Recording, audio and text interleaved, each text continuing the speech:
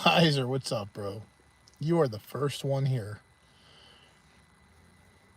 What's up, 49ers? What's up, Machine Boy, Robbie, USA Rail Productions, Mad Blue, Full Send Off Road, GGS Chowie, 10OG, Grove Trains Games, Gavin Weisenberg. What's up, guys? Guys, you were in third grade. That's crazy. Yeah, I figure a lot of people who are going to be in this live stream probably weren't born yet. Yeah, I've been to 9/11 Memorial. I went to the museum. I went to Ground Zero before they even built the World Trade Center. I remember going down there with my mom a few years after 9/11 when they had completely excavated the entire hole. There was the big hole in the ground, and there was I believe there was a bronze statue of the firefighters on the wall on one of the streets. And I know it's still there today. I think it's bronze. And I remember taking a picture of that. And then they built the World Trade Center. But man, it took a while to build. It was so long to build. Yeah, so 2001. I'd like to think 9/11 was one of those turning points in our world, because I grew up in the 90s. I grew up a 90s kid, and the world was totally different before. My nose itches today, allergies. The world was totally different before 9/11. It was truly a different world. And I mean, things were much more positive before 9/11. You know, it could have been because I was a kid, didn't have any worries in life, but after 9/11, things really went downhill. I mean, we really, really, just as a whole country, just went downhill. But I remember sitting. I just posted this video, but I'll be more in depth. I remember sitting in 8th grade in my homeroom class, first grades or first period science. And I remember getting our books out and getting prepared for the day, and our teacher wasn't in the room yet, which sometimes he wasn't. Sometimes he was talking to the other teacher, having coffee. And he comes in a few minutes later, and he rolls the TV in, and he plugs it in. And he goes, "I want to show you guys something that's happening right now." And we're like, "Okay, what does that mean?" All right. So he turns on the TV, and I believe it was ABC News, but there was no ticker on the bottom of the screen. There was nothing that said what it was. It was just like a live shot that they had just come back from commercial or something. And it was the North Tower, and it was on fire, and it was just smoking like crazy. And I remember sitting next to my friend. His name was Dave. And Dave looked at me and he laughed. He said, "What the hell is this? Is this Godzilla? What is this?" And I remember I was like, "Yeah, man, I don't know. This is weird, bro. Why is he showing us this?" And then it pops up America, or World Trade Center hit or something. It didn't say America under attack yet. It said like World Trade Center hit by plane, report unknown. They had no idea what kind of plane hit it. They had live people talking. And we just sort of sat there for like 15, 20 minutes watching this live. And then we saw the other plane hit the South Tower. And I remember a couple kids jumped up, a couple kids screamed, a couple kids were like, "Whoa, what the hell?" Like, you know how like in like a moment like that, you laugh, but you don't laugh because it's funny. You laugh because you're nervous, like, you know. And I remember some of the kids yelling, "It's the Palestinians! The Palestinians are attacking us! It's the goddamn Palestinians!" We were like 12 years old. We had no idea what the hell we were talking about. And I just remember watching that. And I remember the teacher kept it on. We didn't do any work in that class that day. We watched live TV the entire class. And then we switched from that class to English. And while we were in English class, our teacher in English class, his name was Mr. Skibby, he would not put the TV on. And we asked him to put the TV on, and he would not. He refused to put the TV on. we were sitting in class, and I remember my other teacher from the science class that had the TV on in the room come into our English class, and he whispered to Mr. Skibby, "The tower just fell." And I remember looking around like, and nobody said a word. I remember the room was quiet. We were like, "What? The tower just fell? What do you mean?" Like, and what's crazy is like, I remember my mom was planning a trip for us to go to the World Trade Center in October. I had never been there. I always wanted to go there. I had never gone to the Twin Towers. I always wanted to go up on top and the observation deck and everything. My mom was going to take me, and we never got to go. I never saw the Twin Towers in person in New York City. I saw them from far away, but I never saw them in person. Did you go home after this or stay at school? No, nobody. We didn't get released early. We had a full day. Nothing was out of the ordinary other than it happening. I remember walking home from school that day, and I remember walking in the front door, and it was a beautiful day. Beautiful day. Kind of like today. Like today in New Jersey, it's a beautiful day. Not a cloud in the sky. Beautiful. And I remember walking in my living room, and it was on TV. My grandmother had been watching it, and my grandmother goes, "Did you see this?" Because like I said, back then, it was a different world. Like today, if something like that happened, everybody would panic. They would shut down the schools. They would make sure everybody was safe. You know, that back then, stuff like this didn't happen, man. Like, I mean, at least I don't remember in my lifetime, in my childhood, anything like that happening.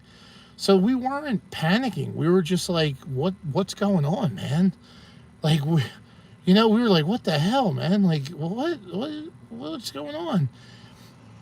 And I remember waiting for another plane to hit something. I remember waiting for a bomb to go off or another plane or something. I remember that moment. That was the only thing that I was worried about. Like I was anticipating, like, yo, something else is going to happen. They're going to have another plane, a bomb somewhere. Something else is going to hit. And it was World Trade Center, Pentagon, and then the one in Pennsylvania that crashed, the plane that crashed. And then we were hearing that there was another plane heading to the White House. There was another plane heading towards the Capitol building. There was another plane heading towards the Washington Monument. Like it was insane. Like we had no idea. And I remember another instance. This is different than 9/11. This is a few months later. I remember a plane crashed in Brooklyn. I think it was in Brooklyn or Queens, New York. And we swore that was another terrorist attack because you were waiting for the next attack. You felt like it was inevitable, like they were just going to attack everything. But it wasn't. It was a malfunction or something. Didn't Columbine happen before that? Yeah, Columbine happened in 1995, but Columbine was like an isolated thing. That wasn't something that always happened. It's not like today where, there's always something happening. I'm not going to say it because I don't want to get banned on here or anything, but there's always a pew-pew thing happening somewhere. Like you're always hearing about it on the news. Back then, it was an isolated thing. And then Virginia Tech happened, of course, in 2004, I believe. But Columbine it was a shock, but I was too young to be shocked by it. I mean, I was like 9. I didn't really understand the extent of it, of what had happened. I mean, I was never scared in school. I never had any fears of anything happening in my school. I always felt safe. But I mean, I guess that's the false sense of security that a lot of kids have nowadays too. Oh, Columbine was not. Yeah, I thought it was 95. Shows how out of touch I was. Virginia Tech was 07. Jeez. Yeah, I just remember it was somewhere around there.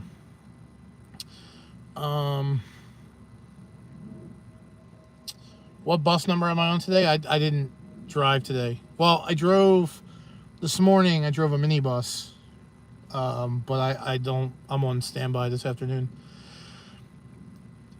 Joe Hackney, yes. The anthrax scares. That was terrifying. I'll admit. I was afraid to open the mail after that one. So if you guys didn't know, after 9/11, somebody, and I don't remember who it was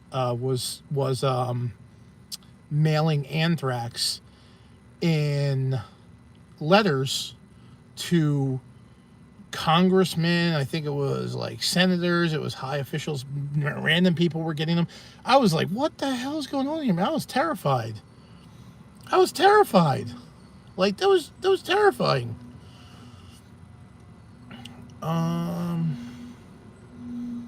But where were you guys at on 9/11? Like, do you guys have any stories?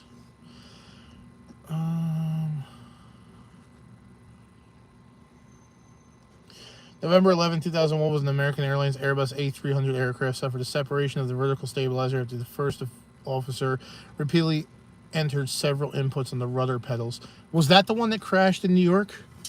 Because I remember that. It was cold out. I remember that. And I remember seeing that on the news, and I was like, oh my God, is that another one? It's terrifying.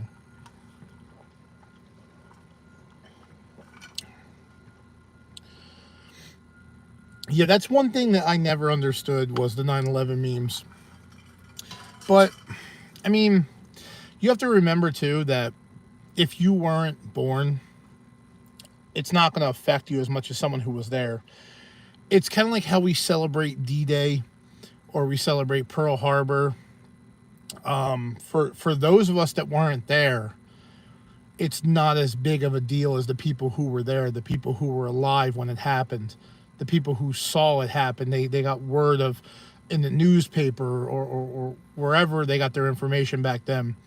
So people who weren't here on 9/11, if you're a kid and you were born in, say, 2002, you're 22 years old now. You don't know what it was like before 9/11. You don't know what it was like that day.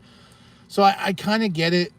It's not something to joke about, but I kind of get it because they don't really understand the severity. They don't understand how much it changed our world. Before 9/11, you could walk into an airport with whoever you were with, whoever was getting on a flight, and you could walk them up to the gate. And you could literally hug them and say goodbye at the gate. And you could watch their plane leave from the gate. Like, you were allowed to do that.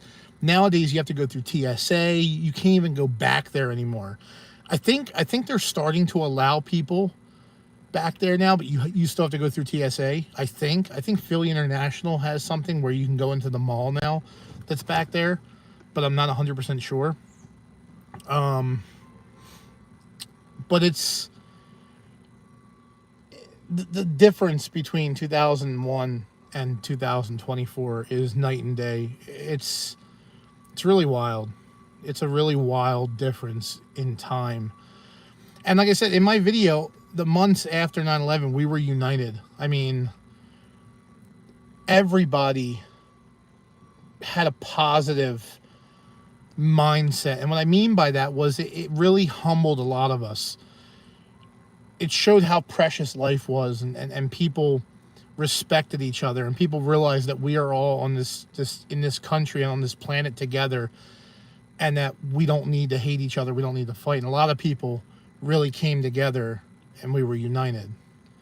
And that's sort of lost nowadays. There's so much division in this country with race and demographic, rich, poor, black, white, left, right, Democrat, Republican, that you can't even, people can't agree on anything anymore. And back then, we really, it was different. It was a different time.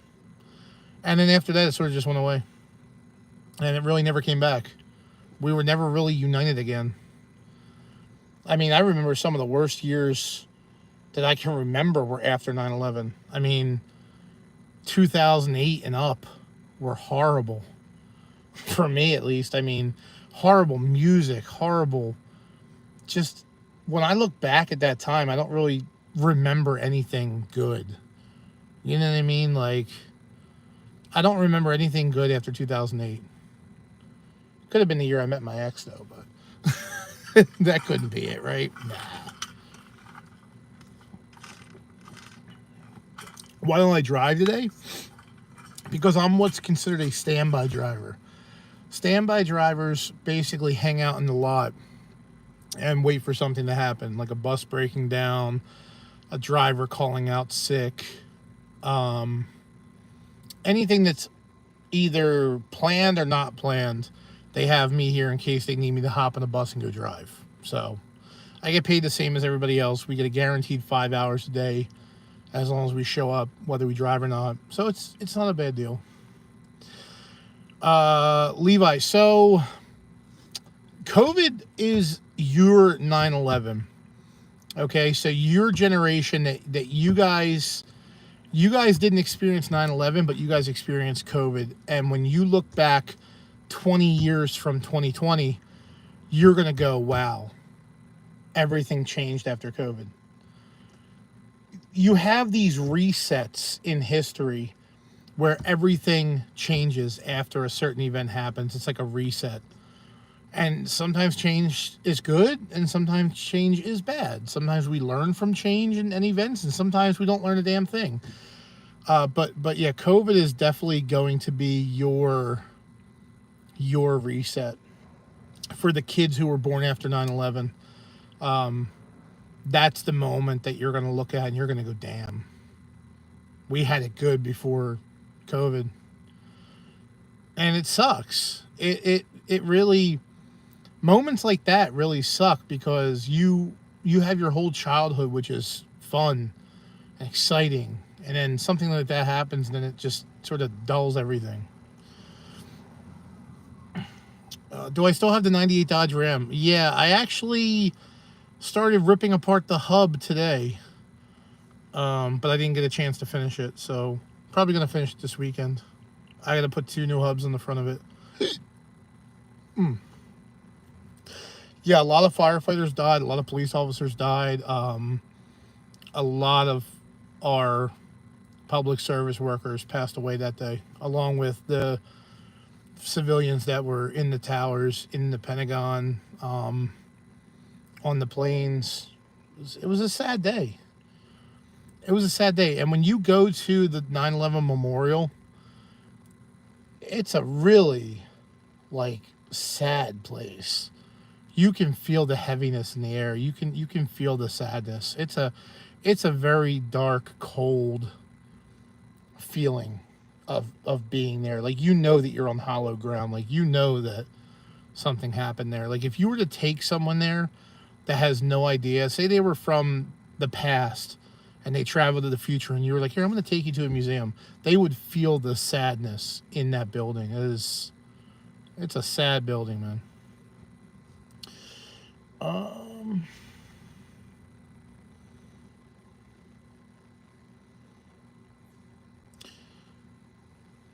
Dodge Dam. Do I believe in politics? Huh? What do you mean?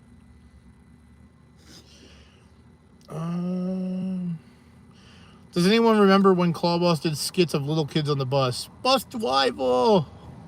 Somebody sitted on my seat. Yeah. That was a little what the hell was the kid's name? I gave him Johnny? No. Billy? No. I forget the name of the kid I created. Bus driver! Timmy! Little Timmy. That's right.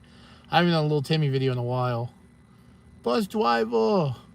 Why are corn nuts called corn nuts? They don't hang from your pants. Like something stupid like that.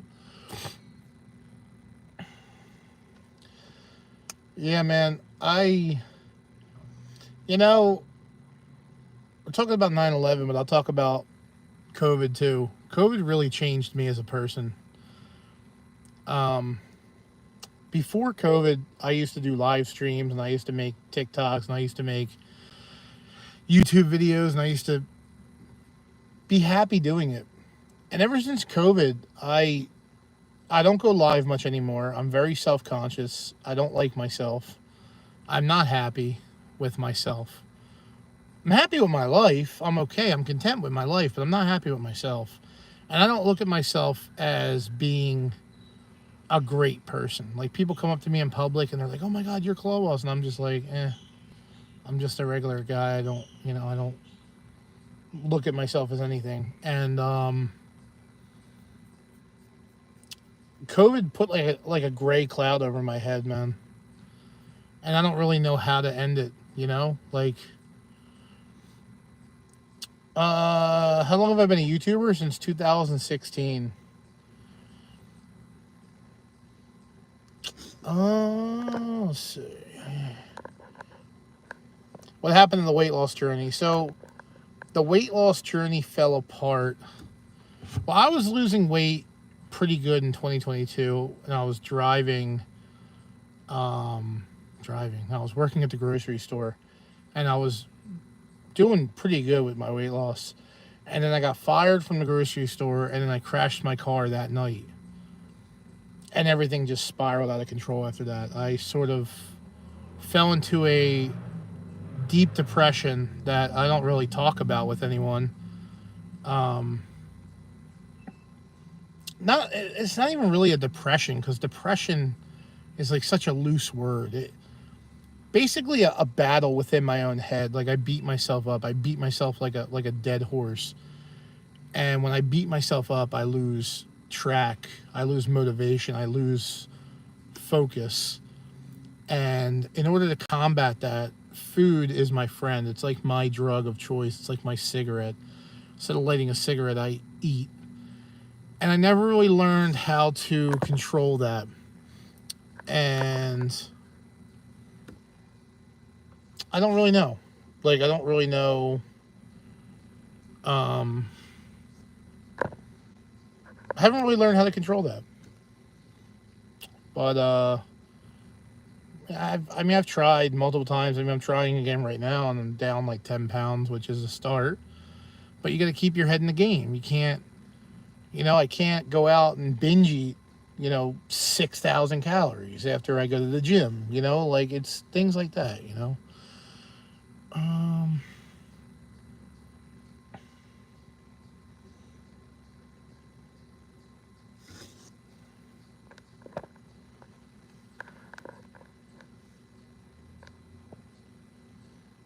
Okay, hiding this guy, because he just seems very nasty. I'm hiding you too. Yeah, block them too. Sometimes you just gotta block people.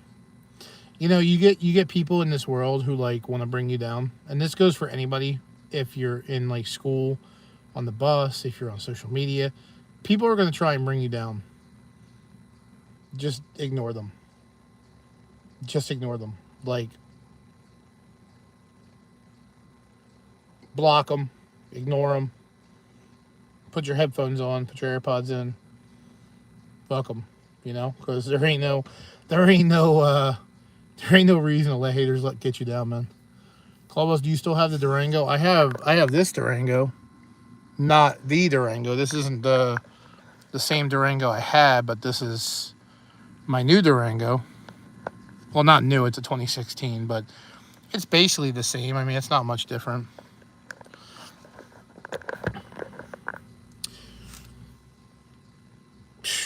Any tips on losing weight? You're asking the wrong guy. Because any tips I get, I'm going to get criticized. Like, well, you can't even lose weight on your own, so... The one tip I can give you, though, is don't give up. Once you give up, that's when you fall apart. As long as you're trying, you're not falling apart yet. Just keep pushing.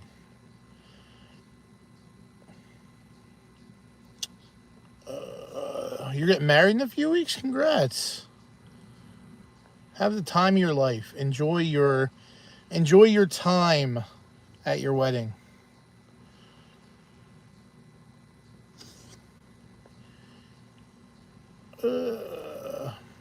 Thank you, Jay. I appreciate you. All right, guys, I'm going to end this live stream because I am about to be done at work for the day, and I don't have a phone holder, so I can't go live while driving, and I think that's kind of frowned upon anyway. So thank you guys for coming out to the live stream again, and I hope to see you guys soon. Love you guys. Have a great day. Peace, y'all. Peace, peace.